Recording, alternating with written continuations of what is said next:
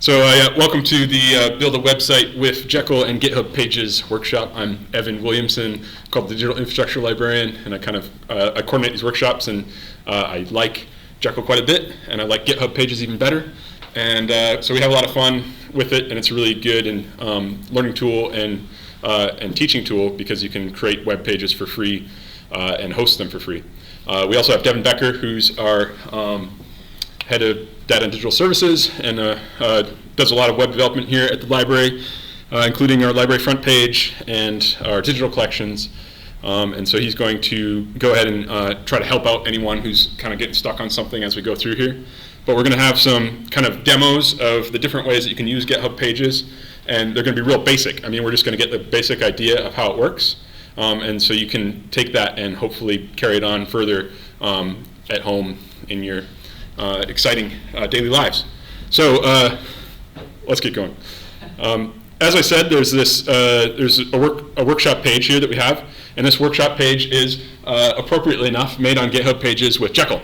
And I'll get into that as we go through. So it's a little bit meta, and it's just going to show you how cool and awesome it's going to be when you start doing this yourself. There's a prep page here that has all the information to get started. As I mentioned earlier, for this part of the workshop, just focus on you need to have a GitHub account, because we're going to do most of our work here on the web interface of GitHub, and we're going to get to what GitHub is in just a second. And then this rest of this is the complicated instructions for how to install Jekyll on your local machine, which is a little bit of a workaround, especially on Windows. But if you want to do some local web development, it is a very cool and useful tool. You don't need to know anything about Ruby, but you need Ruby on your system, because Jekyll is in fact a Ruby gem, which is a little package that comes with Ruby, which is a programming language. Last thing I want to mention about getting set up is if you're going to do some web editing in general, and I think writing in general, it's really good to have a nice text editor on your system. A lot of people just kind of use what's default on your machine. On Mac, it's usually TextEdit, and on Windows, it's usually Notepad, but you should probably, on Windows, upgrade to Notepad++, which is free and open. Link is there. But there's also some more robust code editing suggestions there at the bottom of the page that are free and open source projects that you could use. So there's a difference between a text editor and Microsoft Word. Text editors are working with plain text. And Microsoft Word is a big, complicated application that stores something in a proprietary data format. And so if you start writing things in Microsoft Word and then you paste it into your website, you're going to end up with problems because there's things like smart quotes and weird characters everywhere. And so you really don't want to be mixing those things together. So let's get started. Let's get an introduction to GitHub. So I'm on the intro page now, right there. And so GitHub is what they call is a cloud Git repository hosting service that has a bunch of added benefits. So you probably don't know what Git was, except our friends who came to the Git workshop. But you don't really need to know pretty much anything about it other than what I'm going to demonstrate today. But it is a really great service, and it has a very nice web interface for editing code and managing your repositories and collaborating with other people. That's really the point of GitHub. Is there's a cloud hosting that has these repositories of code and plain text documents and website code that you can collaborate with other people and also share it with the world. So if you have accounts are free, and any repository that you create, which is a folder full of code, those are free as long as they're public. If you want to have them private, you actually would have to pay. And so those are on a subscription pricing model, and it's fairly expensive. There is some other options out there if you really want a private repository, but in this case, we're making a public website, so you may as well have public source code. One of the greatest features of GitHub that a lot of people don't necessarily know about is GitHub Pages. And so that's what we're going to talk about today and focus on. And it provides free static web hosting from any repository on GitHub. And so we'll get into what static web is in 1 second. But GitHub Pages is really intended to host really fairly simple sites that can be your portfolio, your personal kind of portfolio about the projects that you're working on. That's kind of linked to your GitHub account. or for a project. If you have a repository that has some code or some writing for some kind of project, you can create a project website, or for documentation. So if you're creating documentation for some kind of project, that's kind of the original purposes, but people have used it for all kinds of things, including blogs and all kinds of general websites. And it's free. Working on GitHub is a really good transferable skill, so I think it's a really good service for teaching and for learning. Many organizations actually use GitHub to work collaboratively on things, and so I'm part of software carpentry and data carpentry, which are these organizations that teach kind of computing skills in the university. And so basically everybody that's part of this organization works together on collaboratively making these workshop web pages, and then they're hosted on GitHub Pages. And so there's also, like Programming Historian is a kind of digital humanities publication that is really a GitHub repository, and everybody collaborates by putting their writing into it, and then they make a web page from everybody's writing. So it's kind of a new, free, and open kind of model of publishing, which is really kind of fun and cool. And a lot of people are doing that. So there's a lot of good organizational sites on there. And then, as I said, another example is, of course, this web page itself. There is some limits on GitHub Pages. It's not like a photo hosting service. It's not a video hosting service. So the whole site needs to be less than a gigabyte. And it's not like, you can't be like one of the top sites in the world from there. So they'll ask you politely to make some changes to your site if you end up becoming one of the top sites in the world. And then you also can only make about 10 changes to it per hour because it's going to be rebuilt every hour. But that's very easy to stay within those quotas. And if you wanted to host a lot of photos or videos, like Denise might want to do, you would probably put those images somewhere else. But you could still build your front page and your website on GitHub Pages, but you would pull in the images from somewhere else, or on YouTube or something like that. Like, where would you store images in that? Flickr. Flickr? Or there's a lot of other options too, that you just dump all your images somewhere, and then you just put the SRC to a web page rather than so anywhere where you could reference your images with a URL, you can embed them. The other thing is that the content has to be part of the GitHub community guidelines. I think this is a nice thing, not a limitation. So you can't. There's no hate speech, and there's no violence, and no doing illegal stuff with your web page, and no spamming from your web page as well. So that seems pretty self-evident. So let's talk about what the static web is. Most of you are really probably familiar with, say, Facebook and Twitter and WordPress websites, and these are what we call dynamic web applications. And so when you ask for the web page, it's actually the web page that you want doesn't exist yet. It actually has to talk to a database and a web application and build the web page that you want with a lot of processing on that server before it comes back to you. And then it brings it back and spits it out to your web browser. So that takes a lot of processing on that server, but it also has a lot of advantages in terms of being able to have some interactive features like comments and authentication and personalized streams. Think of Facebook is the best example I can think of. You have this endless stream of stuff because it's being driven by a database of all the people inputting information into it. So you can't do that with the static web exactly. But the advantage of being on the static web is that you're not doing all that kind of processing on your server. So it's a lot simpler. It's really a lot faster. It can be cached and doesn't take any processing time. You can host it on any kind of service like GitHub Pages. There's no security vulnerabilities like there is with WordPress and Drupal and other applications like that. And you can also use version control, which is the Git part of GitHub that we'll kind of skip over today. But so there's a lot of interest in static web. That is actually the way that the web originally is static. But we've moved away from that in recent times to content management systems and to database-driven dynamic web applications. So go ahead. Yeah, always ask questions. Yeah, sorry. So you mentioned that this is safer than something like WordPress. Yep. But the source code is also publicly available. Mm-hmm. So someone could just, get to your page and change your stuff, and no. No, they could copy it, but they can't change your repository. Because I'm the one who compiles And we'll see that in a second. But basically, your source code on GitHub, the only people who can change it is you, and then collaborators that you assign to be part of your group.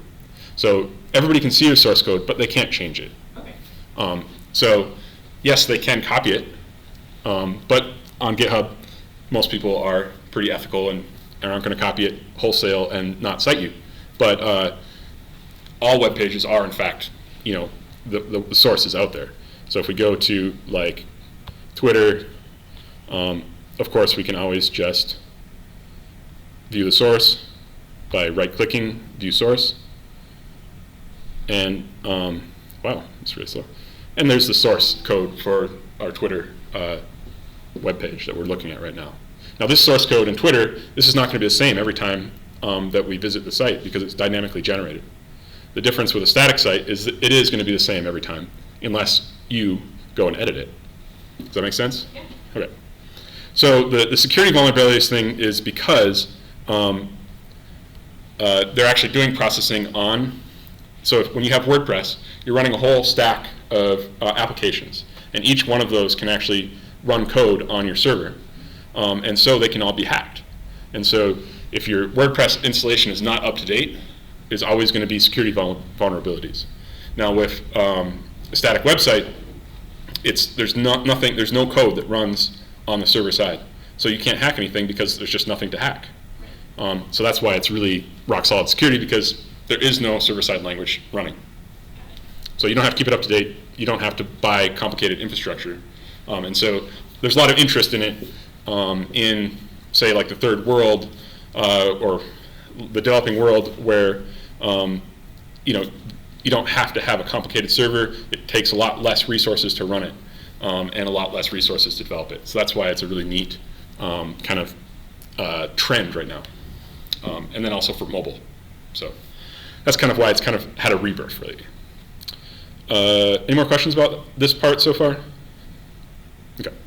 So because people are interested in static sites again, there's a whole boom of static site generators, and Jekyll is the one that we're going to talk about today. And it's going to be kind of hidden behind the scenes on GitHub for us, but it is a static site generator that puts together this whole stack of tools that's going to transform our directory of source code into a website for us. So we're going to see how that works in a minute. Sorry. Yeah, go ahead. No, that's good. No apology. It's analogous then to the compiler? Like if I were writing code in C++ and Exactly. then pass it through GCC, that's what Jekyll is doing? Yes. So Jekyll is going to give us this whole stack of tools that are going to compile a directory of source code into a website. So it's exactly the same. Yeah, it's not an analogy. It's the same thing. It is what it is. So yeah, that's a good way to think about it. She's talking about sort of traditional writing code in like C++, where you write out a code in a human-readable coding language or a vaguely human-readable coding language, and then your compiler takes that language and makes it into something that the computer can understand. And so our static site generator, we're going to have some simple human-readable kind of code, and our static site generator is going to take that and make it into a web page, which is a piece of code that's readable by your web browser. So that's what we're going to do. Let's see.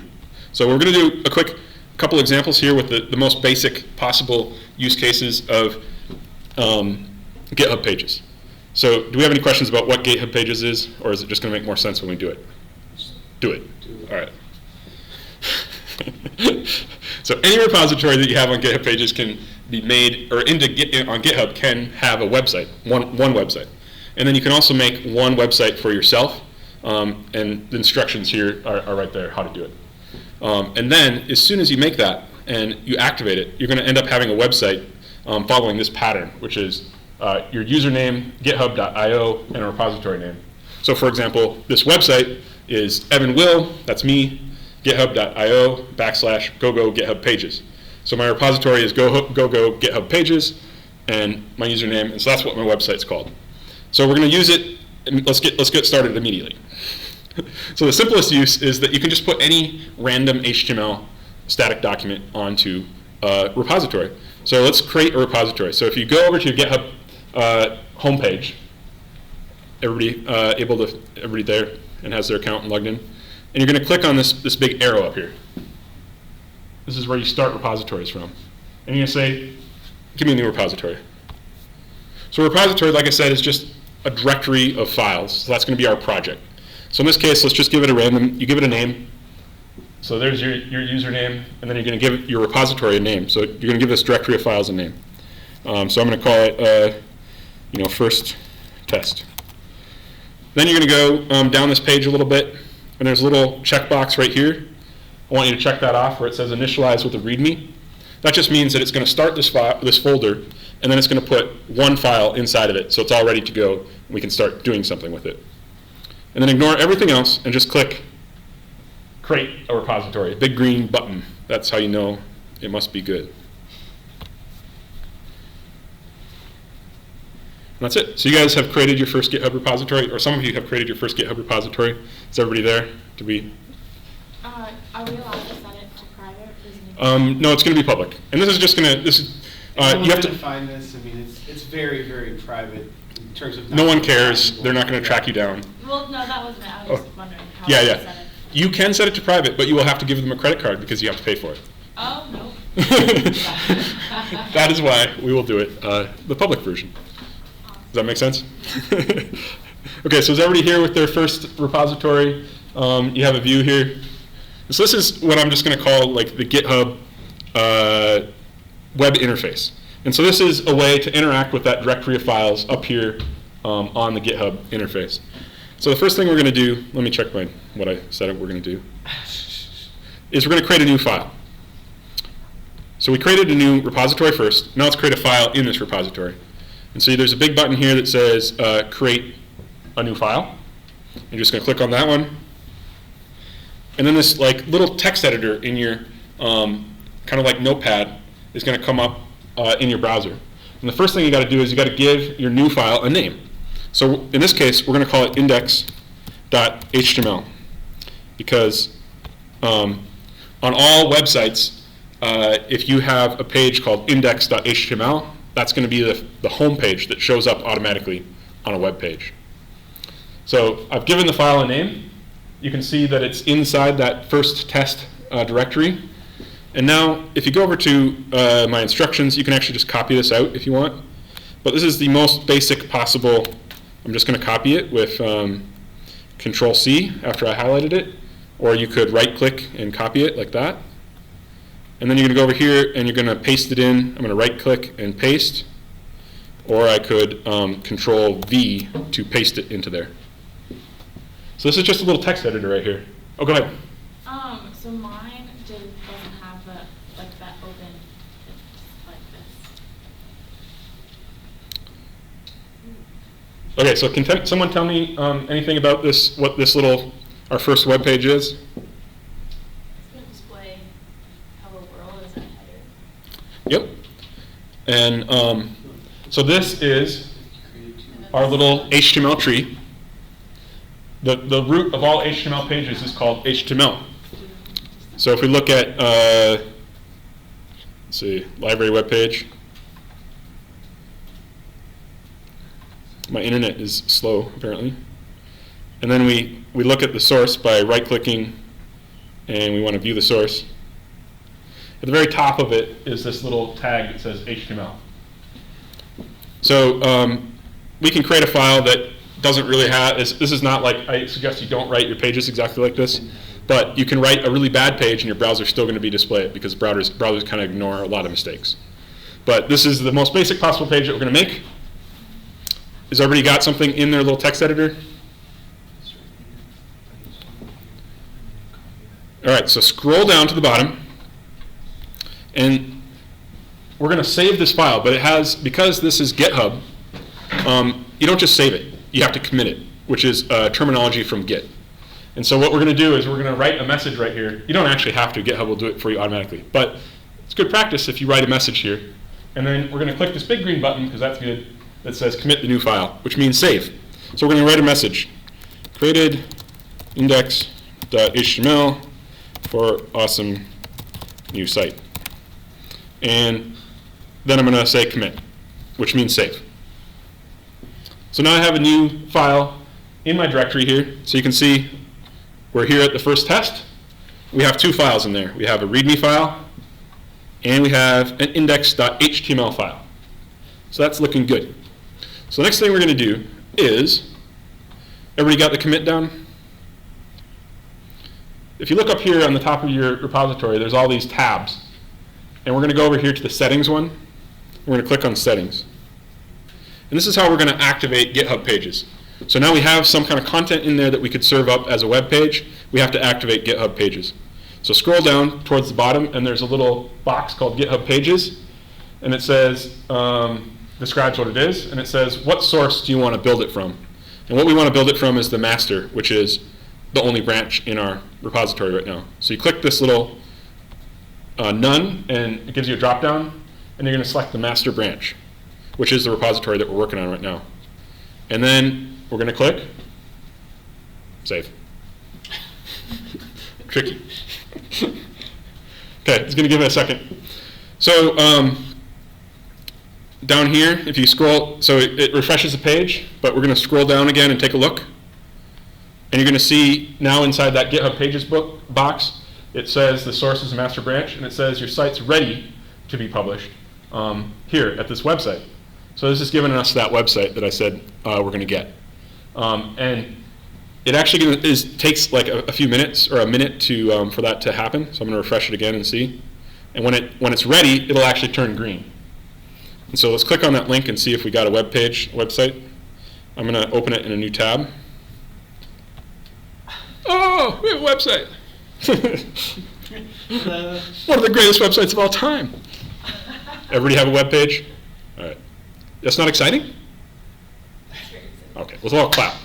Good job, guys. Everybody's a webmaster. This is great. All right, so we're going to do this again, but we're going to do something different. So let's go over here. And was there anything else I wanted to say about that? No. We're going to do the second method, which is an automatic theme chooser. And I'm just going to do this because I want to introduce you to Markdown. But this is one that's really common with projects where you have a repository that has a bunch of stuff in it, and you just want to really quickly create a page that can kind of share that with other people in the world. So we're going to quickly create a new repository. Anyone know how to create a new repository? So before you weren't clicking this. Yeah, plus button. So that's the only difference. Just make sure that's So clicked. when we're adding new repositories, we're not adding branches. No, branching is a different workshop. Yeah, so that'll be our Git workshop. If you ever want to do that, I'm happy to do that too. We can talk to you after. Yeah. So we're just going to focus on repositories. This is the directory, and so let's create a new repository now. This is going to be a totally new set of files under your account. And again, it's free as long as it's public. So we're going to click the plus button, choose new repository, and come up with a great new name. Website 2. Okay, scroll down, click this little button that says initialize with README, make sure we did that, and then the big green button that says create it. There you go. All right, I have a new repository. So in this one, let's go ahead and we're going to edit the README file. So this file already exists, and it says readme.md. The MD stands for Markdown, which is a really simplified form of writing. And this is how the main content is created with Jekyll. And I use Markdown for all kinds of writing. And a lot of publications will actually accept Markdown as a publication format. So let's get into doing that rather than me just explaining it. If you click, so I'm going to go back to my repository page. You can see that there's a file right here. The file is readme. Click on that file name. Oop, there you go. Now I'm looking at that file. It has its own little page. And if I want to edit it, I go over to this pencil icon right over here on the side. And you click that pencil icon. And it's going to put that file into the little editor that we saw before in the last step. Okay? Has everybody got that? And we're going to write some Markdown. And so there's some instructions about Markdown actually on this reference page if you want to read more about it. But it's really a really simplified form of writing. It's based basically on how people intuitively used to write emails and format them. So it's very simple. There's only a handful of pieces of code, and the idea is just to make something that can be rendered very easily into HTML, but as a plain text file, really easy to write without having to write out all the HTML code. So this Markdown will be compiled into HTML. So this is what it looks like in code. I have a couple hash tags right there. Those hashes will be headers.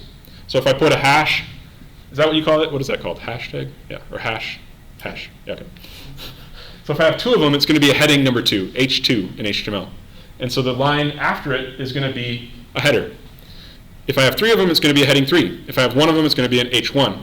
So this is kind of helping you organize your writing with titles for each section. So you might explain heading 1 versus heading 2 versus heading 3. Yeah, I'll show that visually in a second. Okay, sorry. So I guess you can look at this code right here, and I wrote exactly the same code right below it, and this is what it looks like in HTML.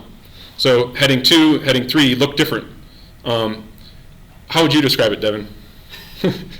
Heading 2 is bigger That's than true. heading 3, and heading 1 is bigger than heading. It's just like, so like heading 1 would be like the title of your paper. Heading 2 would be like the subtitle, and heading 3 would be like a title within, you know, a section title within that paper. So that's one way to think about it. And yeah. Does Markdown do like, does it keep track of your sections for like numbering like LaTeX does? Yeah, you can make references, yep, within Markdown. I didn't mention that in my references, but if you read the full, I can Google it now. yeah, that you said GitHub that. spec, yeah, you can. Yeah. It's what you're looking for on GitHub. They use right here. You can see this little clicker, that little link, GitHub Markdown flavor. And so GitHub has its own Markdown flavor that's become a big standard because it's so good. And you can use it everywhere on GitHub. So when you're writing wikis, when you're writing comments, when you're writing anything on GitHub, you can use Markdown flavor, GitHub Markdown flavor. And so Jekyll also uses GitHub Markdown flavor, which gives you these little hashtags. There's kind of a more traditional way of writing it that you'll see if you look at this Markdown tag link. It actually has the original standard. The GitHub flavor has a lot of built-in things like what do you call those? Internal references or internal links and stuff like that are built into it. So it's really handy. You can also, so for example, like with this numbered list right here, I numbered it in the correct order, 1, 2, but it's actually just going to ignore whatever. I could just put 1, 1, 1, 1, 1, and the output will be correctly numbered. You can also make footnotes and other things like that. And like I said, it's just HTML ultimately, so you can style it however you want.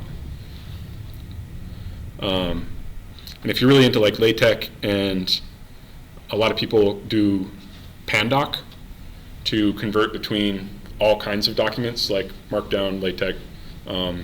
You can convert Word into Markdown and then HTML. And PDFs. Is Pandoc a software? Is that... Yep. It's a software that kind of combines a whole bunch of different compiling tools into one. Cool. Okay, so where are we? We're editing our README file in Markdown. And so I kind of had, let's see, where are we? Okay, so we're going to write basically the same thing as we wrote on the last page. And if you want, you can just copy it out. I'm going to highlight it, and I'm going to Control-C. I'm going to go back over to my place where I'm editing my web page, or my README file. I'm going to Control-V to paste it in there. And so I've got a hash hello world, and you can see that it's kind of highlighted that for me in the editor, so I can tell that that's going to be a header. And then I just started writing a paragraph. In paragraphs, it's going to actually ignore these line breaks, and it's going to put those together into one paragraph with a space in between. And if I want to create a new paragraph, I put one space in between, one line break in between.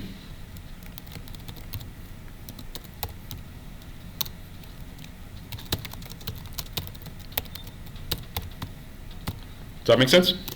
Questions about Markdown? Okay. If I want to write a list in Markdown, I could say list I just start using a little dash.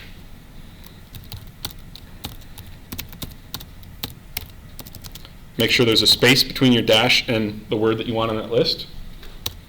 And you can do lots of other stuff. So Markdown's really great. It's a great way to write your papers, because then you can convert it into a PDF and turn it in. Or you can submit your academic work that way, and so on and so forth. But it's also really great for writing websites and blogs, because now we just have to do this rather than having to write HTML. Go ahead. Can you alternate hashes? So can you do like a 1 hash so it's big, and then 2, and then 1 again? Yep, of course, yep. Anything you want.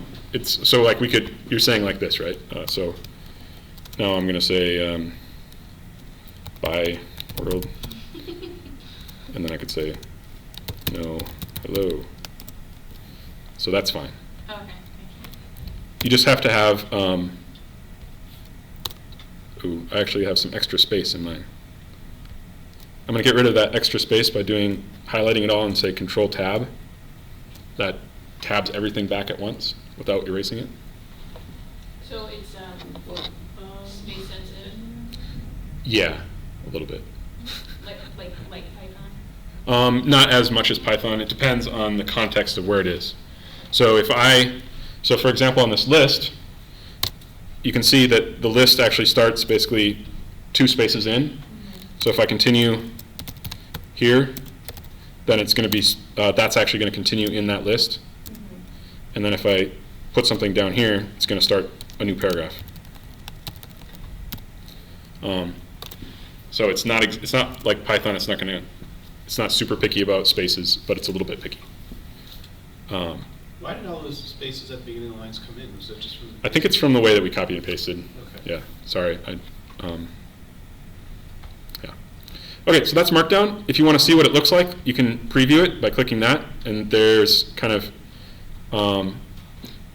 actually this is previewing the changes. So you can see that one is highlighted with red because I deleted it. So it's saying that's going to be going away. And then it's highlighting these other lines with green, saying that I added those. And then it's showing you what it's going to look like in Markdown when it's rendered. So let's go back to this. Everybody have their Markdown file, their readme.md file with something new in it. Are we all clear about that part? Then we'll go down to the bottom and we're going to commit those changes again. New readme and a green button. Okay, so now it's kind of rendering the file there so you can see what it looks like. But let's go ahead and make this into a web page. So we're going to go back over the settings again. Up here on the top of your repository, settings. Go back down to the GitHub Pages, but this time we're not going to do this source thing. We're going to do a theme chooser. So just go ahead and click on choose a theme.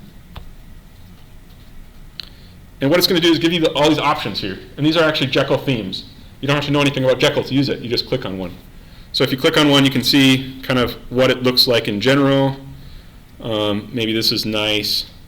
And you can see it's just going to be a very basic page. It's going to take your README file, and it's going to make it into a web page with this style. And then there's going to be these automatic download links to download all the files inside your repository. So that's why a lot of people use this for a project where you have a bunch of files in the repository that people just might want to download. You don't want to have to create a big website. You just want to create one page from your README that has some instructions, and then people can download it. So choose the theme you like. Who's everybody's favorite theme? Ooh, that's nice. Anyone else have a favorite theme? Mm-hmm. Jess? Midnight.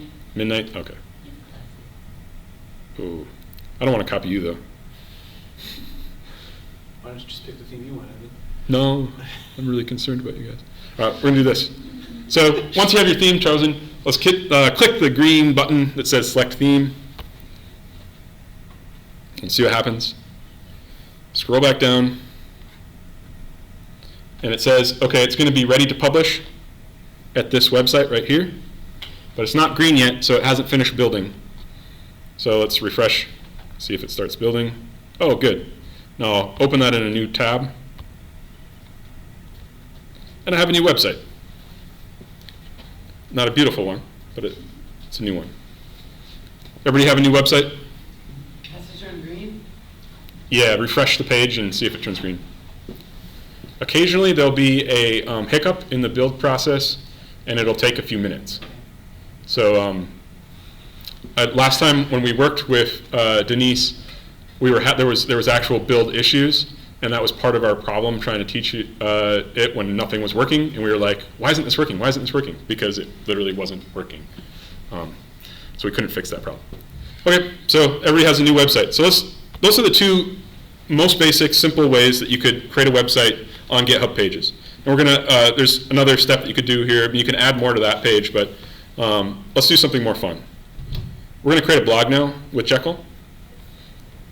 It's not gonna be much more complicated than that, but we're gonna introduce like one other kind of file. So, questions on the first two demos? Are we still, go ahead. Mine didn't go to a new theme. Okay. Devin's going to see if he can. Thanks. Did everybody else get a web page? Okay. So I'm just going to keep talking about what Jekyll is, and Wait, sorry. go ahead. Sorry. No. So these templates, these themes that we just Yeah. used, there were like 6 or 7 of them or whatever. But presumably we could copy that theme and then edit it ourselves to make the title red or something. No. Yeah. With that, you're going to do that on this next demo, Okay. which is going to be a lot better and having more control. So that version is just the simplest possible way to just have a website that looks halfway decent up. And like I said, the use case is really the only file that you want to create is a README, but there's a bunch of other files in your repository that people might want to download.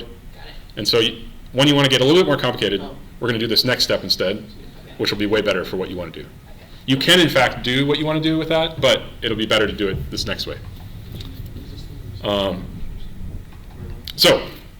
But to do that, we need to know a little bit more about what Jekyll is. And it is a static site generator, and it was originally focused on creating blogs from text files, Markdown, that we just saw. But it's been gradually developed into a really fully featured generator that is used on all kinds of web projects. So there was I think the Obama campaign used Jekyll for all of their web pages. A couple government organizations use it to generate web pages. And so it's a very powerful tool. We use it to generate pages here at the library, in fact. For example, in our digital collections, the one that is currently, wow, our web pages is slow. The Argonaut, which I made, is a Jekyll project. So you can see you can build pretty complicated things and incredibly beautiful and usable websites like you've never seen before.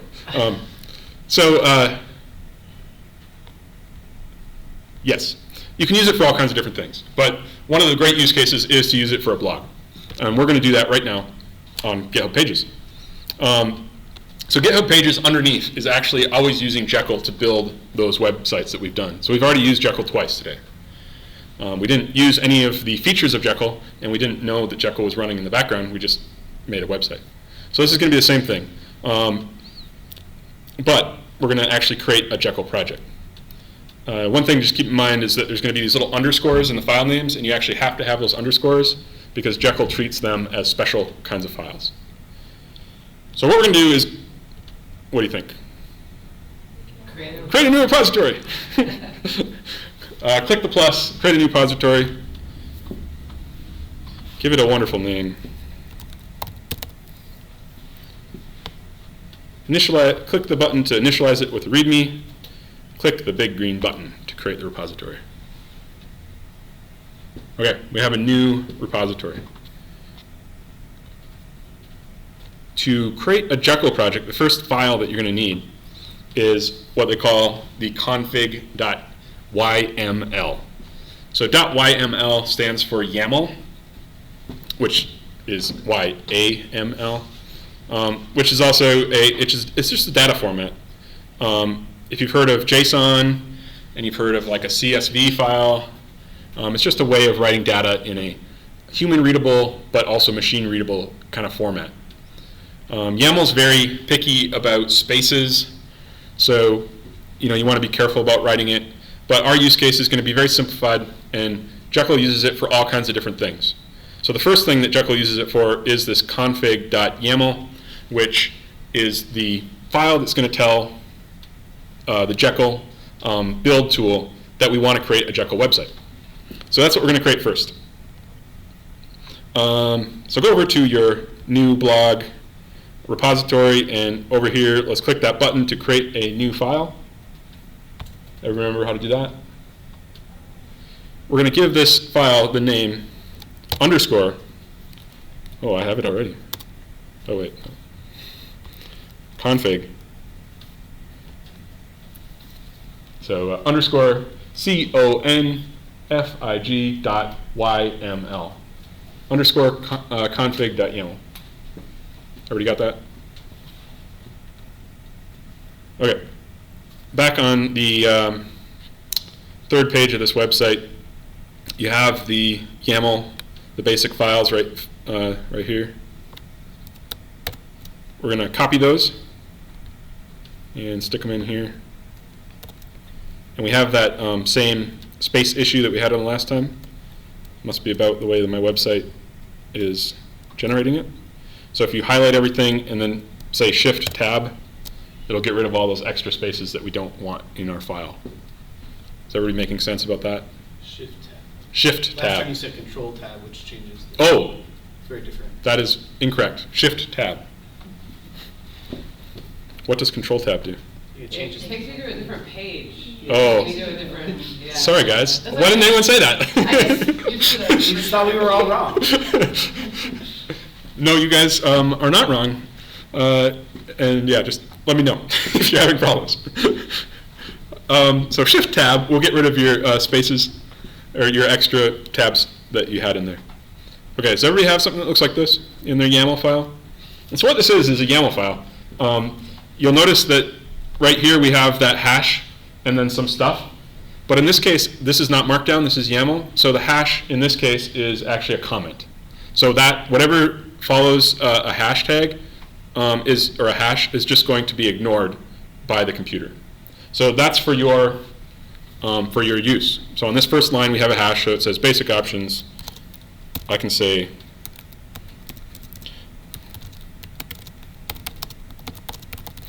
whatever here because it's just going to be ignored. So you're going to see now that below that are a whole bunch of pairs. So they're called key value pairs. So you have a key right here, says title. That's a key. So there's a key with 2 colons, and then there's a value following it that can be any kind of string. So this is our value, your awesome title. So go ahead and come up with a title for your blog.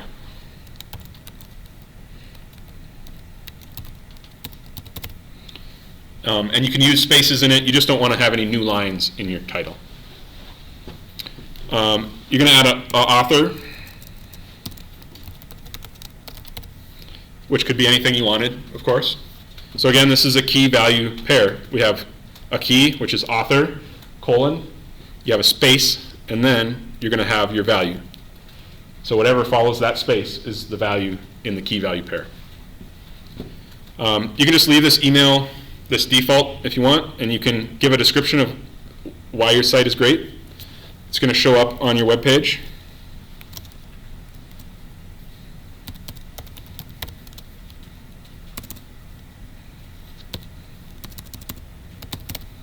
And then if you wanted to, you can put your username in here. And if you wanted to, oh, that's not my Twitter name.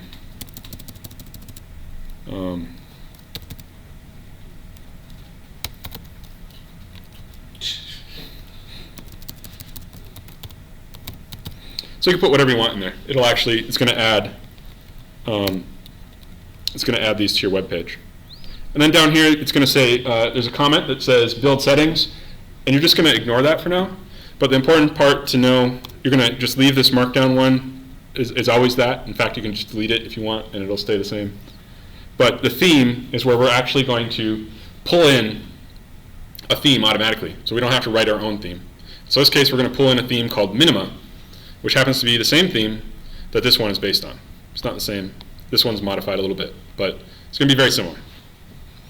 And so that basically makes it so that there's automatically going to be a theme for our blog. We don't have to write our own theme. It's going to make things really easy. Okay, so everybody have a nice YAML file, a config.yaml, with no spaces? So write a message if you want and press the green button to commit it. Everybody, is committing making sense to people? We're saving our changes. So this history that we've done is actually saved away for you so that you could actually see what all these different commits are on GitHub. Not really a focus of this workshop, but just so you know. Okay, so we've created a config, and the point of creating the config is that GitHub now knows that we want this to be a Jekyll blog. But now we need some content, and we're going to create some content. So if you want to know about how to do this, you can actually, I have the link here to Minima theme, and it's going to actually kind of give you an example of what the theme looks like, and it's going to give you instructions here in the README about how to set it up yourself. So we're going to go down here, and we're going to create one new page that's going to be about.md. So we're going to go over here, create new file, and you're going to call it about.md.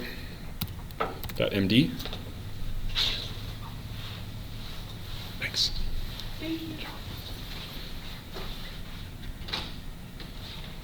All right, and we're going to create a file over here. You can copy and paste this one out of here as well. So I'm just going to do that.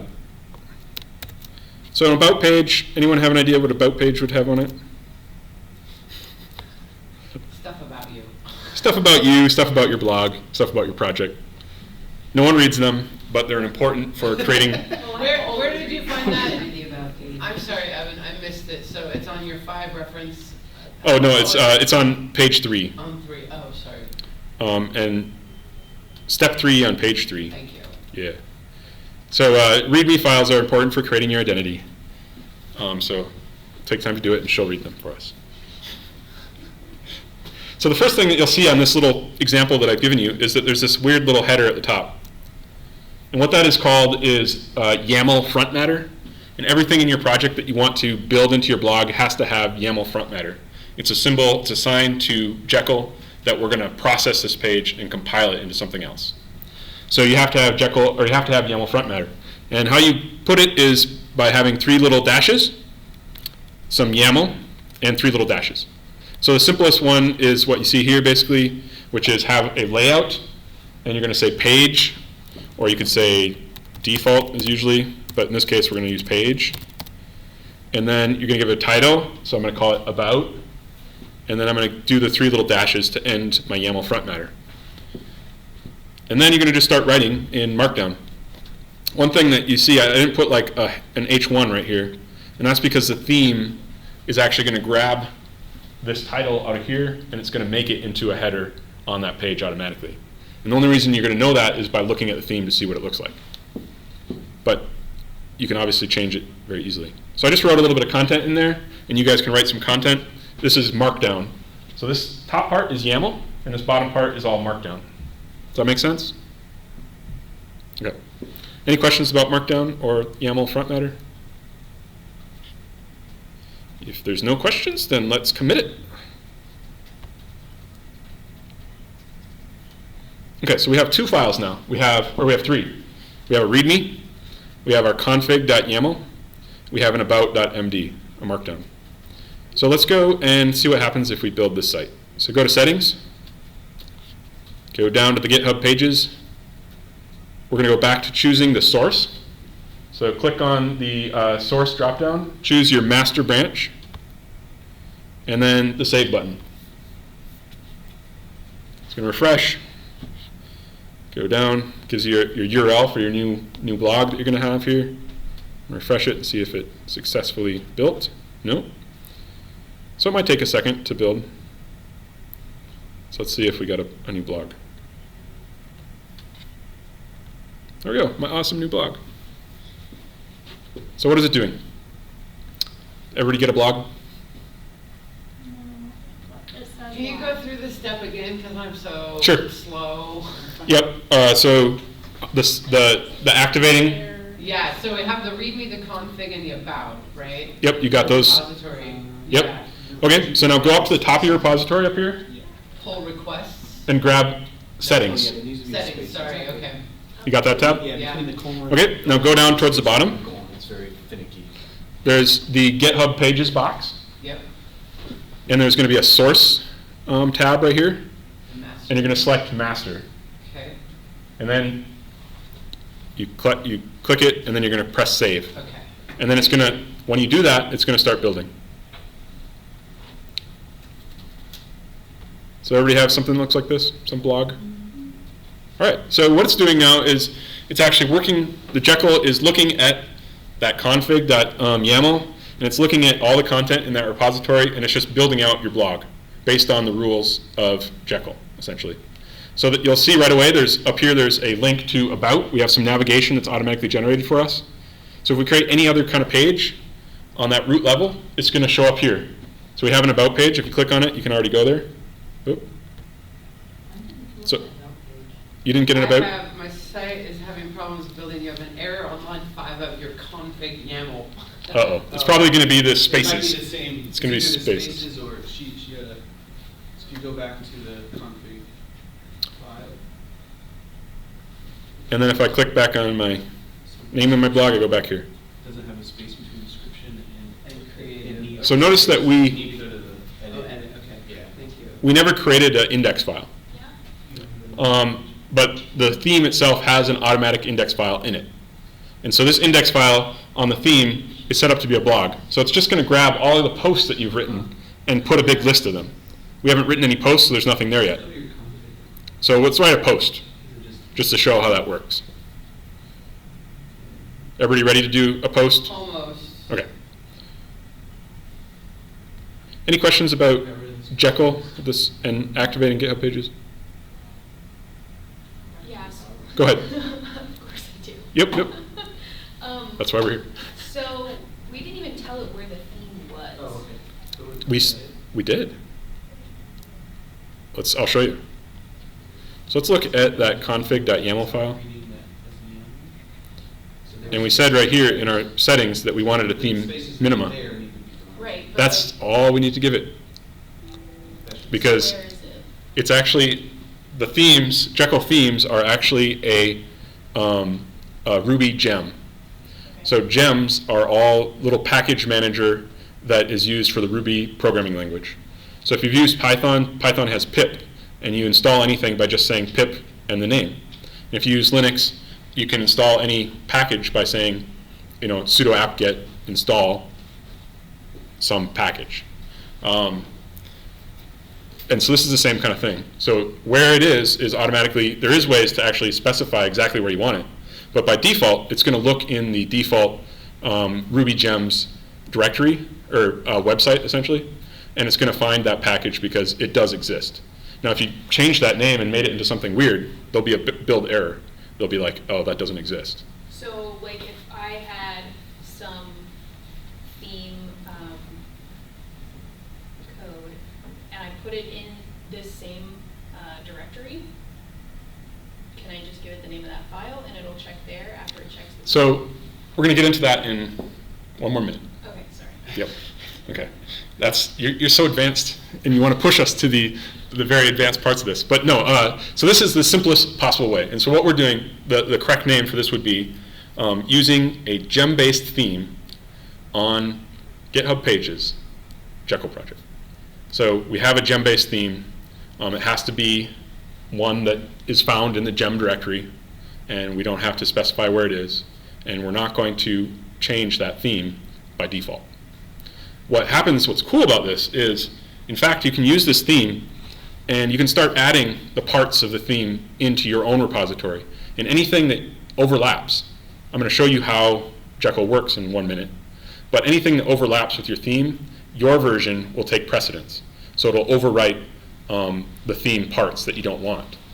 So if you just add a new index file, for instance, we could do this right now. You add a new index.md, your index.md will replace the default one, which we have currently running. And so that just kind of automatically takes place. But we're going to get into kind of how Jekyll works in 5 minutes. And it'll hopefully make it a little bit more clear.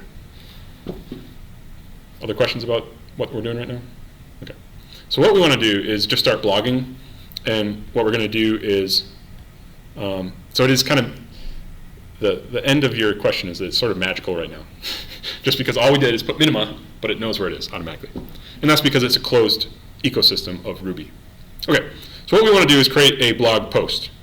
And how we do that is that if you go, if you go and read Jekyll's documentation, it tells you there's all these special directories that are going to be automatically built into things on your site.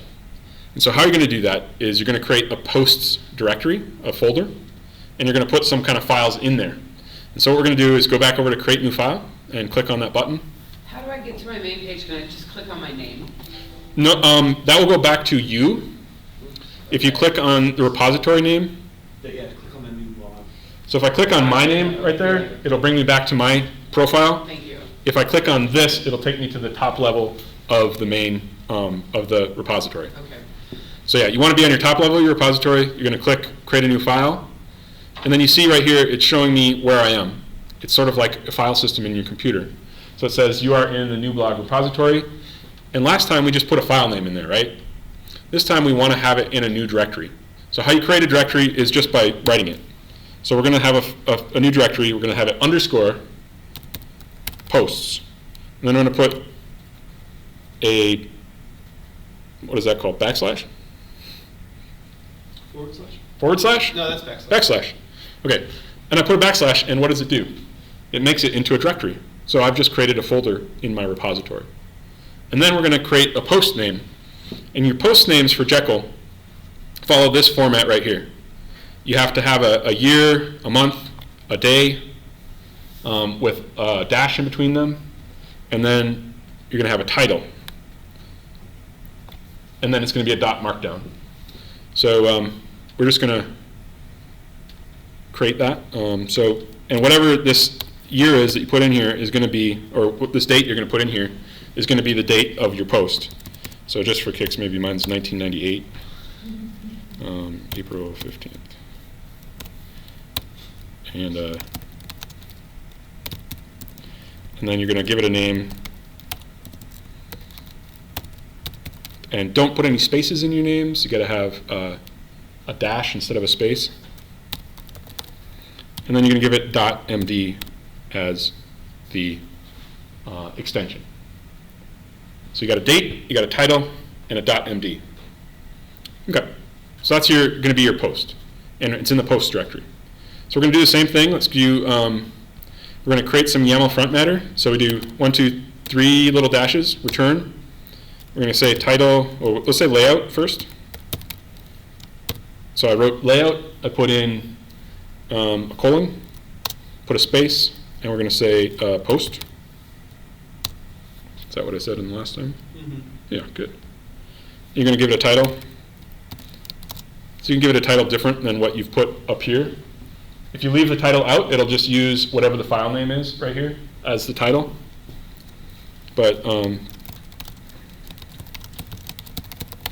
just write a title. I'm going to press return. 1, 2, 3. That ends my YAML frontmatter. And then you're just going to start writing your post.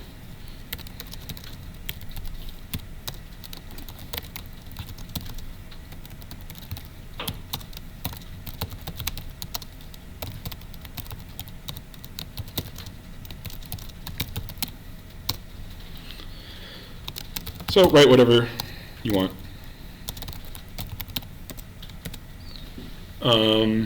Everybody have a blog post? Does putting on that YAML frontmatter make sense right now? Okay. So that YAML frontmatter, just to repeat what we said earlier, is the symbol to Jekyll that you want this piece of code to be compiled into something on your website. All right, let's go down and commit your file. Click the green button. and you see that we have a new, if you look up here where we are, shows you that we are in the new blog repository. We're in the _posts folder, and in that folder is one file, which is, we have a date, a title, .md. So let's see what happens over on our blog. If you refresh, hey, now my index file, or my index page has a link to that blog on it. So as long as you keep blogging, creating new posts in that post directory, more and more of them are going to show up in here, and they're going to be by date order. And if I click on that post, here's my post. So I think the cool thing, the takeaway here, is that we've created a blog using only really 2-3 files. So that's pretty neat and powerful. And you can use, there's a lot of different themes that you could use. So any questions about your first blog on Jekyll GitHub Pages? Okay. So we've done the easy part. We all have a brand new blog. Mine is particularly awesome. Started in 1998. Anybody want to share their blog to everybody? Has anyone done something fun? All right. So I hope that you'll stay with this blog and continue to develop your content and readership. But let's move on to something new. Oh, I said congratulations, you have a new Jekyll blog. And as I said, here's the link. It says to Minima. If you go to that documentation, it'll actually give you a lot of the ways that you can customize it. And as I mentioned before, that if you start sticking files in there that overlap with the Minima theme files, your version will supersede the theme's version. So you can customize it by essentially replacing the files that they have. And Octocat is the mascot of GitHub. Do you want to show those files just real quick? Yeah, we're going to do that right now. Okay. I just mentioned a few other things about GitHub. GitHub is really great. It's designed for collaboration. There's all of these tabs that we haven't used have different things that you can do. So there's an issues tab. This is a way to keep track of things that you want to fix on your blog. You might say, really it's better for collaboration, but it could help you it's like a task manager. You can also do that with the projects tab is kind of like Trello. It's similar to that kind of task manager. And then you can also create a wiki with any repository. So if you just have some kind of documentation or some really simple website you want to put up, you can make a wiki, and there's links to those pages that you can share to your friends. So there's a lot of really simple things kind of built into it that's for collaboration, workflow management. And in most cases, working by yourself, you don't need them, but they're there if you ever want to. So now we're going to look at really how Jekyll does it, because we've kind of used Jekyll without knowing anything about it. So at this point, anybody wants to check out and ignore me, that's fine. But as I said, Jekyll is a little piece of software that's a Ruby gem that you can install on your local machine. You can use it without knowing anything about Ruby, but you do have to get Ruby installed. And so we use it on our local machines to do web development. I create a repository up on GitHub. You pull down that repository, and you're going to work locally, so you have to know a little bit about Git and how that works. There's some resources about how to install that back up in the prep page, and there's some visual ways to use it. You don't have to do it all in the command line if you don't want to. But Jekyll you have to use on the command line on your machine. There's only a couple commands, so it doesn't really matter. It's not scary. So the point of Jekyll is that it's going to provide you with this whole stack of web development tools that are going to operate over a directory of files, like we've just done. And it's going to output a static website. And so you can install all of these tools separately on your own and try to use them, which people do and some kind of web developers do. But bundling them all together into a single application is a lot more convenient and makes the process a lot more powerful. So Jekyll has this stack of tools, and this is the basic stack. Jekyll is written in Ruby. So in fact, you can just go ahead and modify the Ruby code if you're really ambitious and you wanted to. We don't ever do that. But you can get extensions and plugins that are written in Ruby that other people have written and shared. So that's kind of handy if you get really advanced. It's going to give you Cramdown, which is a Markdown processor. So as I said, we're going to write all our content in Markdown to simplify the writing process. and then Markdown is going to turn it into HTML for us. It's going to use Liquid, which is a templating engine, which is a, we'll go into it a little bit, is a really cool little language that lets you pull together a whole bunch of elements, modular elements of HTML to build your web pages up. But it also has some programming operators and loops and things like that, so you can build complicated pages that are based on a template. And that's what it's doing here for this index page. This index page is a Liquid template that says, look in your post directory, give me the 5 newest posts, put them on this page. And so Liquid is a language that lets you say something like that. So this index page basically has nothing on it. No one ever wrote what this looks like. You wrote a template that pulls all that data into your page. So it's a really cool and powerful little language. And then there's Sass, which is a language that compiles into CSS, cascading style sheets, which you use to style your page. But it makes writing your Sass a little bit, or your CSS a little bit easier. It's a little bit more sensible than CSS is by itself. So it's very cool. And again, all of these, you can use Jekyll without knowing any of these things. We've just done it, right? And then finally, it uses YAML for most of the data and configurations. So there is no visual way to use Jekyll other than what we've just done, where we're not really seeing what it's doing. You use it on the command line, and there's just a handful of commands. Really, there's just one that I ever use at all. So if you want to create a new Jekyll project for you automatically, you would install Jekyll, you would open your terminal like this, and you might go to your desktop, and you would say Jekyll new, and then you would give it a name. I don't ever actually do that, but you can. And basically, if I did that, the directory you get would look exactly like the one that we just created by hand with that config file that says minima theme. That's the default project. The other file, the other command, the only command that you'll probably ever use is, so I'm going to go over here. This is my directory of all my GitHub projects, and I'm going to open this one up in my terminal, which is this is the project that builds this website that we're looking at right now. So I've opened it up in my terminal. This is getting confusing with the terminal picture. Okay. And so I'm here in my directory, and it's at GH Pages, which is this website that we're looking at right now. And then I'm going to say Jekyll serve and return. And what it's doing is it's starting Jekyll, and it's just looking at that directory, and every time I change a file in there, it's going to rebuild the whole website.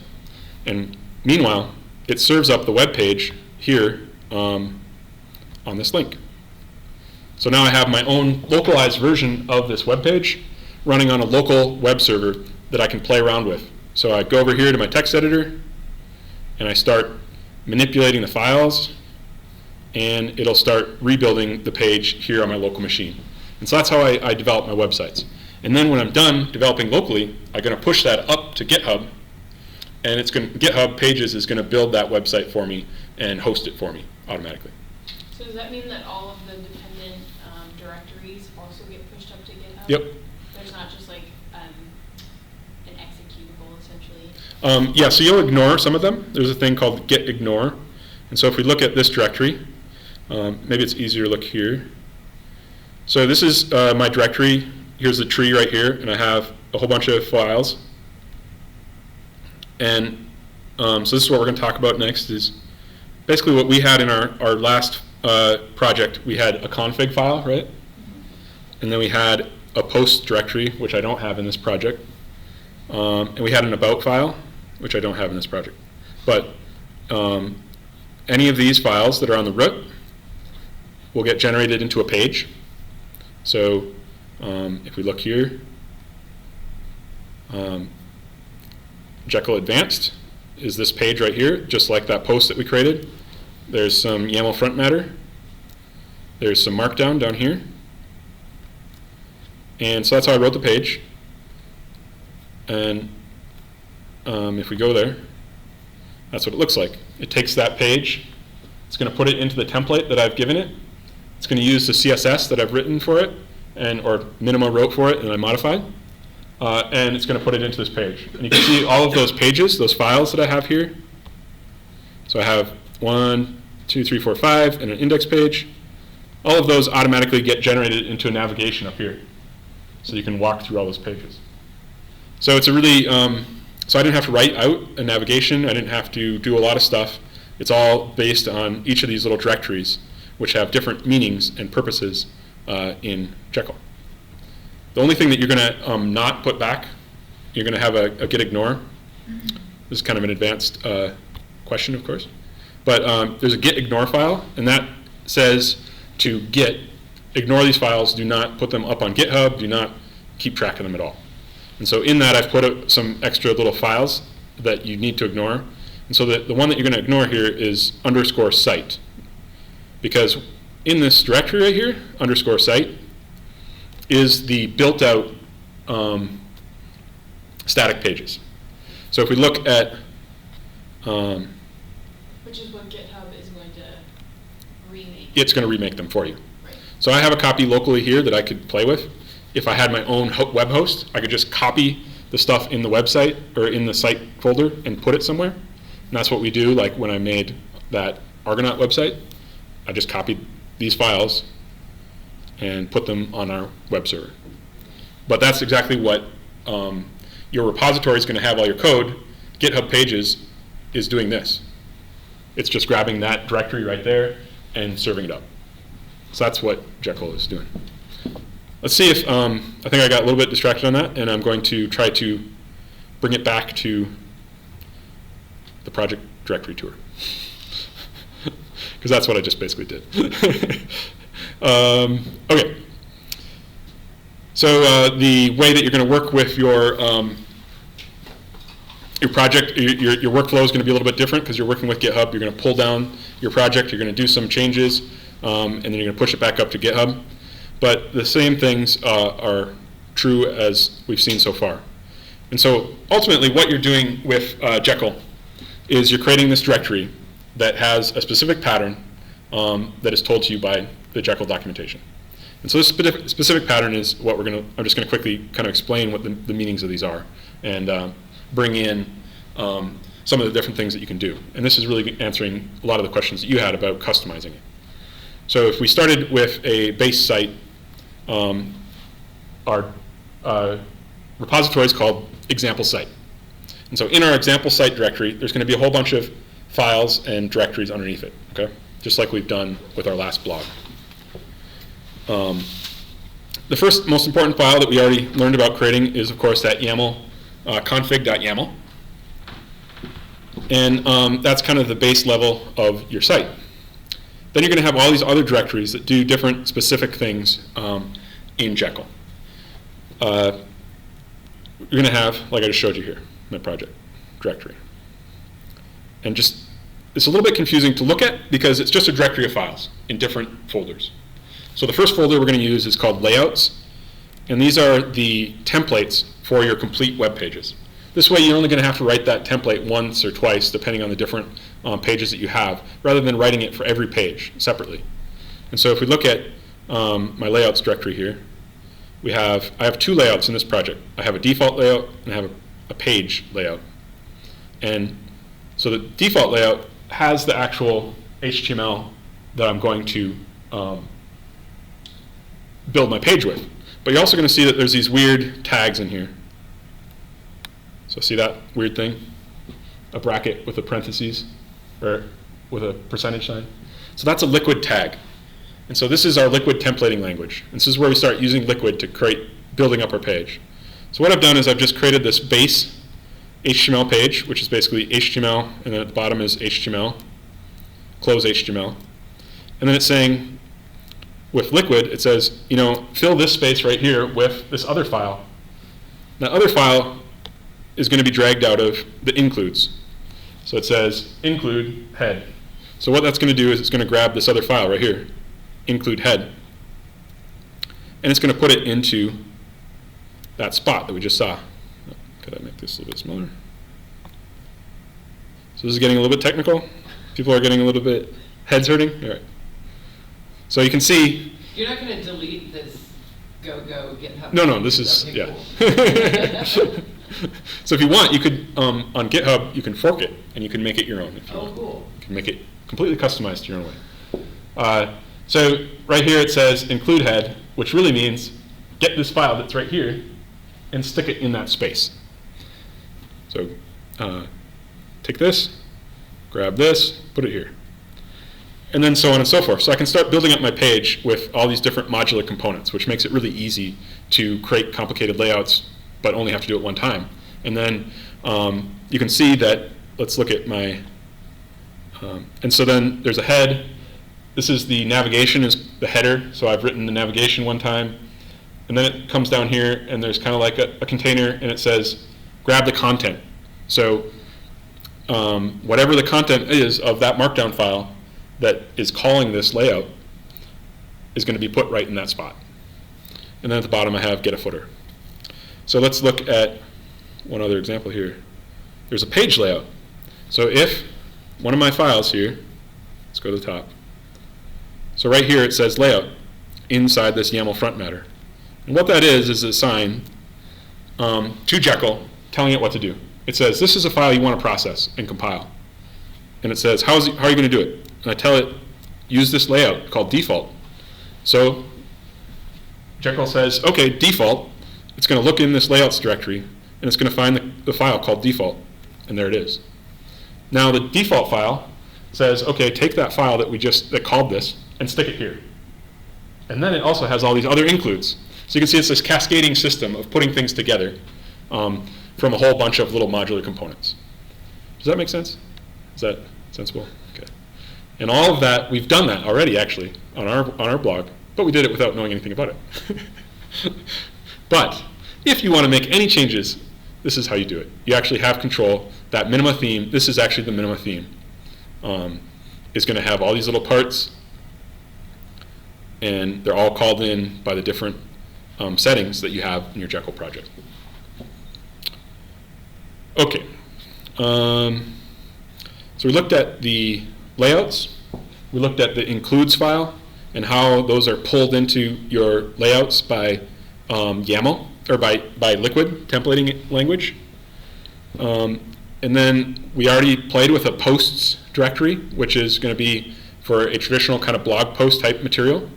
There's other ways that you can build collections, which are very similar to posts but don't have a date on them. And then there's a SAS file, which is going to contain all of our SAS source code, which is going to be compiled into the cascading style sheet for our project. And then there's also some other kind of advanced features that you can use to drive your website based on data. And I introduced a basic workflow, and so I think that's really what I'm going to present to get you going with Jekyll. And maybe you have a lot of questions to let me know what you need clarified. Questions? Okay. Anybody think that they want to develop with Jekyll? I want to try this summer. Okay. And maybe do just like a professional kind of portfolio that's Yeah. static. Yeah, it's a very good and link use case. stuff Yep. to it, because it would be Yeah. simple enough maybe for me to figure it out. Yep. Yeah, I think that and there's other themes out there that you can just grab and download, and then you customize them. And so there's a lot out there. It's similar to like WordPress, but a lot more customizable by yourself. Yeah. And so- safer. And safer, yeah, and simpler Yeah. and free.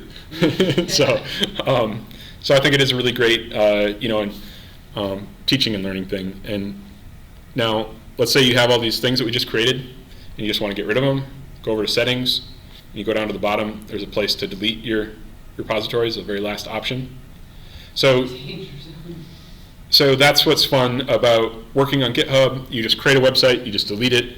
This is a good way to learn about publishing on the web and creating content and sharing it with your friends and family and peers.